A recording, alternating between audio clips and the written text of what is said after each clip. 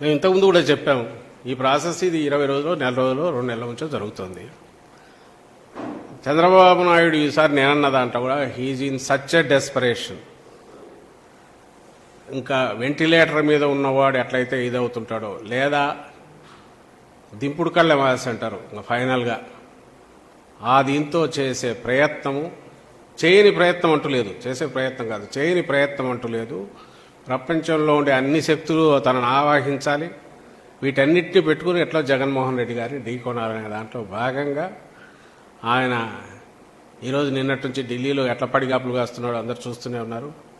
దీంట్లో మీకేమనిపిస్తుందో నాకు అర్థం కావట్లే, కానీ అది బలహీనత కాదు, ఒక నిస్పృహ. ఇది మిస్ అయితే ఇంక నేను నా బతికే వృధా, నేను అయిపోయినట్టే అని భావించే వ్యక్తి ఆఖరి క్షణంలో చిన్న గడ్డిపోత దొరికినా ఎట్లయితే కొట్టకపోయేవాడు ఎట్లా చేస్తాడో ఆ ప్రయత్నం చేస్తున్నట్టు అనిపిస్తుంది. ఇంకా అది దాంట్లోనే నిస్సహాయత, బలహీనత, డెస్పరేషన్ ఏదైతే ఉందో అది బలమని ఎవరని అనుకుంటే, తద్వారా ఆయన ఏదో చేయగలడని అనుకుంటే అది భ్రమే అవుతుంది. అది కుదిరితే ఆయన ఈసారి అప్పటికీ ఇప్పటికీ మీరు గతంలో ఫస్ట్ నుంచి చూసినా కూడా ప్రతిసారి ఎవరో ఒకరి ఇది లేనిదైతే కాలేదు, అందరినీ పెట్టుకుంటున్నాడు, ట్రై చేస్తున్నాడు. ఆ ప్రయత్నం చేసిన ప్రతిసారి ఒక్కొక్కసారి డిపెండింగ్ అవతల పార్టీలను బట్టి తను సక్సెస్ అవుతుండొచ్చు, ఇంకోసారి ఫెయిల్ కూడా అయ్యారు. 2009లో తన వల్ల కాలే, అన్ని కూటములు ఏకమైన. ఈసారి వెరైటీ ఏదంటే అటు బీజేపీతో పాటు ఇటు కాంగ్రెస్తో కూడా తన కంట్రోల్లోనే పరోక్షంగా పెట్టుకొని దాన్ని కూడా నడిపిస్తూ అన్ని శక్తులను కూడగొట్టుకుని రావాలని చూస్తున్నాడు.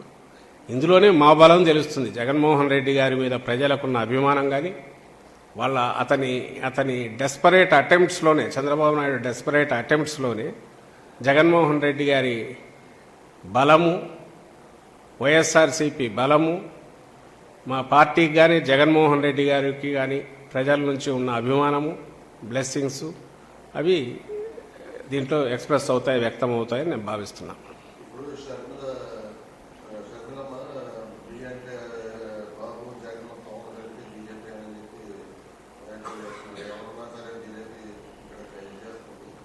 ఏవో పడికట్టు మాటలు లాంటివి 4 పట్టుకొని ఎవరో రాయిచ్చిన స్క్రిప్ట్లు చదవడం, వాటికి ఏమైనా వాల్యూ ఏమైనా ఉంటుందా చేసేసి. ఎప్పుడైతే ఆమె షర్మిలమ్మ, మేము ఎప్పుడు చెప్తూనే ఉన్నాం, తెలంగాణలో ఉన్నప్పుడు ఒక పార్టీ, ఇప్పుడేమో ఒక ఎత్తిపోయిన దివాలా తీసిన పార్టీకి, నేను ఇంతకుముందు అన్నట్టు చంద్రబాబు నాయుడు డైరెక్షన్లో ఓ పాడుబడిన బంగ్లాను కదా రెంట్కి తీసుకున్నట్లయితే శిథిల భవనాన్ని ఇచ్చేసుకొని చేసినట్టు ఆమెను పెట్టి నడుపుతున్నారు. సో అక్కడ నుంచి ఏమేమి వస్తే అవన్నీ మాట్లాడుతుంటారు. టార్గెట్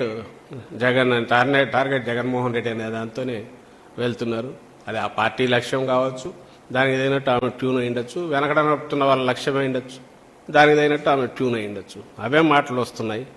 ఎన్ని రోజులు మాట్లాడినా అవే వస్తాయి, పూను ఇంకా పెరుగుతాయి, ఇంకా అసహ్యకరమైన రీతిలో, ఇంకా నీచమైన దీంట్లో, ఇంకా అగ్లీ దీనిగా ఇది పోతుంది. ఎందుకంటే నడిపించేవాడు ఎవడైతే వాళ్ళ కోరికలన్నీ ఇట్ట తీర్చుకుంటున్నారు.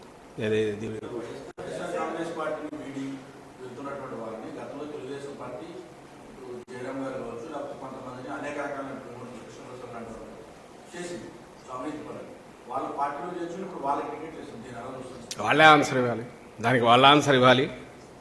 అలాగే ఈ పోయిన వాళ్ళు వీళ్ళ ఇది చేయాలి. పోయిన వాళ్ళందరూ కూడా ఎప్పుడైతే ఇక్కడ అవకాశం లేదో, లేదా వాళ్ళ దారి చూసుకుని ఇక్కడ కుదరదు అనుకున్నప్పుడు పోయిన వాళ్ళు, అలాంటి వాళ్ళని తీసుకుని అది బలం అనుకుని ఆ పార్టీ చూపడం, ఇవన్నీ చూపించి ఏదో ఇప్పుడు ఈ పార్టీలతో పొత్తుల దగ్గర నుంచి ఇక్కడ నుంచి పోయిన నాయకులనో, లేకుంటే ఎవరినైనా టికెట్లు లేకనో, కుదరకనో, ఇమడలేకనో వచ్చిన వాళ్ళని చూపి ఇది బలం అని చెప్పి ప్రజలకు చూపించాలనే ప్రయత్నం తెలుగుదేశం పార్టీ చేస్తోంది. అండ్ అలాంటి వాళ్ళు చేసేటప్పుడు దానికి ఈరోజు మాట్లాడింది ఈ రాత్రికి మాట మార్చినా అప్పటికి అదే కరెక్ట్ అని చెప్పి ఒప్పించే ప్రయత్నం చేయగల మేటి ఎల్లో మీడియా వాళ్ళకు ఉంది. వాళ్ళు ఆ మీడియా పరంగా ఉండే దీంతో ఒకటే చెప్పిందే 10 సార్లు పెట్టి అదే నిజమని చెప్పి ప్రయత్నం చేస్తూనే ఉంటారు. వాళ్ళు ఏది అనుకుంటే అది నిజం అనుకుంటారు. కాబట్టి నేను ఇంతకుముందు అన్నట్టు ఇటు బీజేపీతో కానీ అటు కాంగ్రెస్తో కానీ అందరితో ఒకేసారి పొత్తు పెట్టుకోనో డైరెక్ట్ ఇండైరెక్ట్ చేస్తూ అది బలహీనతే బలమని కూడా ప్రచారం చేసుకోగలిగినంత సామర్థ్యం ఉన్న గుంపు అది. చంద్రబాబు కానీ ఆయన వెంబడి ఉండేవాళ్ళు కానీ ఆ ముఠా కానీ మొత్తం. కాబట్టి అలాంటి వాళ్ళు దేన్నైనా సమర్థించుకోగలరు. దానికి జనం అయితే చూస్తున్నారు కాబట్టి వాళ్ళు ఇవన్నీ గమనిస్తుంటారని మేము అనుకుంటున్నాం. చేస్తున్నాం.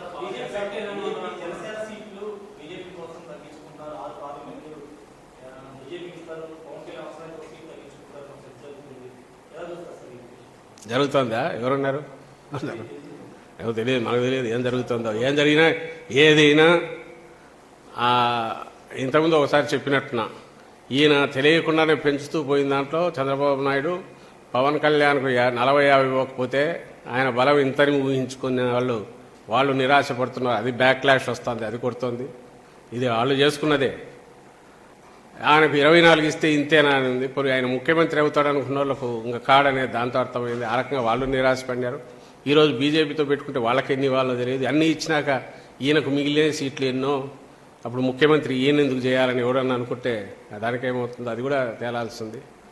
తర్వాత తనకున్న ఏదైతే మ్యానిపులేటివ్ స్కిల్స్ ఉన్నాయో దేన్నైనా తిమ్మిని బొమ్మిని చేయగలనే తనకున్న విశ్వాసం, దాంతో తను వ్యవహరించే తీరు, ఇది ఏదైనా సేవ్ చేస్తే కన్విన్స్ చేసుకుని తన నాయకత్వంలోని వీళ్ళందరినీ కూడగట్టుకుని ఎమ్మెల్యేలు ఎవరైనా సరే తను ఏదో రేపు కావాలని ఆయన ప్రయత్నం. కానీ మేము చెప్తున్నది ముందు నుంచి ఏదైతే మాదైతే ఒక నాట్యుకాల్ ఒక ప్లాన్డ్ దీనిగా పద్ధతి ప్రకారము ఖచ్చితంగా ఒక డిసిప్లైన్డ్గా ఎగ్జామ్స్కి ప్రిపేర్ అయ్యే స్టూడెంట్ లాగా మాది నడిచింది. ఈరోజు అన్నిటికీ సిద్ధంగా సర్వసన్నద్ధంగా ఉన్నాం రేపు వచ్చే నెలలో జరగబోయే ఎన్నికలకు. వాళ్ళదేమో ఈరోజు ఇంకా మొదలే కానీ ప్రిపరేషన్ మొదలు కానీ లాస్ట్ మినిట్లో చదవాలనో లేదంటే కాపీలు కొట్టేటోట్ల గట్టెక్కచ్చిన స్టూడెంట్ లాగా వాళ్ళది ఉంది. ఇంక వాళ్ళది చూడాల్సింది వాళ్ళది, మీరు రాసుకోవాల్సింది వాళ్ళ న్యూస్ ఎక్కువ వస్తుంటుంది. రోజు వాళ్ళ టికెట్ల పంచాయతీ కానీ సీట్ల పంపకాలు కానీ దాని అభ్యర్థుల ఎంపిక కానీ అసలు అభ్యర్థులే లేని ఇవి ఉన్నాయి. అలాగే అభ్యర్థులు వాళ్ళు పెడితే యువతలు ఎవరు తిరుగుబాటు చేయడం ఉండొచ్చు. ఈ రకరకాలంతా మీకు వార్తలు అక్కడ దొరుకుతాయి. వచ్చే ఇదంతా చేస్తే నెల రోజులు కూడా టైం లేదు. లెటర్సీ అదంతా ఎట్లా ఎండ్ అవుతుందో ఎట్లా ఇది అవుతుంది అనేది వాళ్ళ వైపు అంతా ఆసక్తికరంగా అక్కడే ఉంది కదా. లెటర్సీ దట్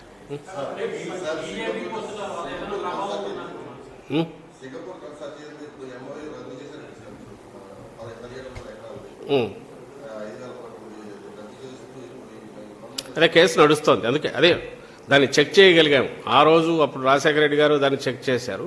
ఈరోజు దీన్ని చెక్ చేయగలిగాము. ఈసారి ఏంటంటే కేసు కూడా పెట్టి ప్రొసీడ్ అవుతున్నాం. అప్పుడేమో ఆయన చెక్ అయిపోయింది ఏం కాలేదు కదా అని ఔదార్యం చూపించారు ఆ కాలంలో 20 ఏళ్ల క్రితము. ఇప్పుడు ఇలాంటి వాళ్ళని వదిలితే మళ్ళీ ఆ బుద్ధి ఎప్పుడు అలాగే ఉంటుంది. కాబట్టి let the law take its own course అని కేసు పెట్టడం, న్యాయస్థానాలు కూడా ప్రైమ్ ఆఫీస్ కేసులు ఉన్నాయని అవి సీరియస్గా నడుస్తున్నారు. ఐ థింక్ ఈసారి ఒక లాజికల్ ఎండ్కు పోతుంది, ఇది ఎండ్ అయిపోతుందని మేము భావిస్తున్నాం. ఇది కూడా పొలిటికల్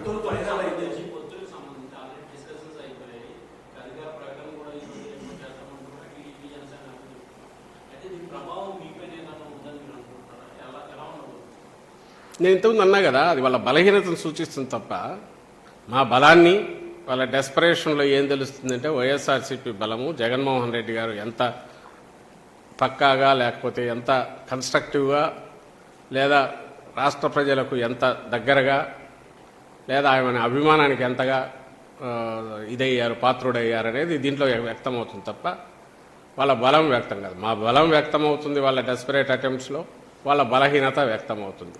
ఇవి లాస్ట్ మినిట్ వాళ్ళు చేస్తున్న గడ్డిపోతనైనా పట్టుకునే ప్రయత్నం ఏమిందో దాంట్లో ఏమి జరగదు. ఎందుకు జరగదంటే ఏది చేసినా 50% ద డెసిసివ్ మార్క్ అయినప్పుడు మాకు సంబంధించినంత వరకు 50% అబౌవ్ ఏ కాన్స్టిట్యున్సీ తీసుకున్నా మాకు ఉంది. కాబట్టి ఎందుకంటే ప్రజలకు చేసిన సేవ కానీ లేదా పథకాలు కానీ లేదంటే విప్లవాత్మకమైన సంస్కరణలు కానీ వీటన్నిటి వల్ల వీఆర్ కాన్ఫిడెంట్. వీళ్ళందరూ ఏకమైన మీకు తెలియంది ఏముంది, 50% పైన ఉండేవాడిది అవుతుంది. వాళ్ళందరూ కలిసిన 49% అయితే దాటే అవకాశం లేదు. అండ్ కలిసిన వాళ్ళు ఎన్ని రకాల వీళ్ళు కలిశారు, వాళ్ళ మధ్య ఏమన్నా ఒక ముందు నుంచి ఒక భావసారూప్యం ఉందా? ఎక్సెప్ట్ 4 సీట్లు ఎక్కువ తెచ్చుకోవాలా, 2+2 4 అనే లెక్కలు వేసుకోవడం తప్ప 2+2 4 0 కూడా అవుతుంది. 0 కలిస్తే ఏమవుతుంది? ఇంకొక ఇది అవుతుంది. వీళ్ళు అంతిమయాత్రలాగా లేకపోతే ఫైనల్ స్టేజ్లో వెంటిలేటర్ మీద ఉన్న పాత్ర టీడీపీ, అవి అలాంటివి అసలు పార్టీ ఉనికే లేదు, పార్టీ పేరు ఉంది తప్ప దానికి ఒక స్వరూపంగా అనేది లేని జనసేన. ఇంకా అలాగే బీజేపీ నేషనల్ పార్టీ అయినా ఈ రాష్ట్రంలో దాని ప్రజెన్స్ ఎంత ఉందో, లాస్ట్ టైం ఎంత ఓట్లు వచ్చాయో దానికి కానీ ఆ కాంగ్రెస్ కానీ మీరు చూశారు. ఇవన్నీ చూసినప్పుడు మీకే తెలుస్తుంది కదా దాని ఇంపాక్ట్ ఎంత ఉంటుంది అనేది. బట్ దాని నుంచి జనంకు అర్థమైంది ఏంటంటే వీళ్ళు పోతున్నారు, ఫెయిల్ అయినారు, జగన్మోహన్ రెడ్డి గారు సక్సెస్ అయ్యారు కాబట్టి తట్టుకోలేక వెళ్ళి ప్రయత్నాలు చేస్తున్నారు అనేది జనానికి మెసేజ్ పోయింది.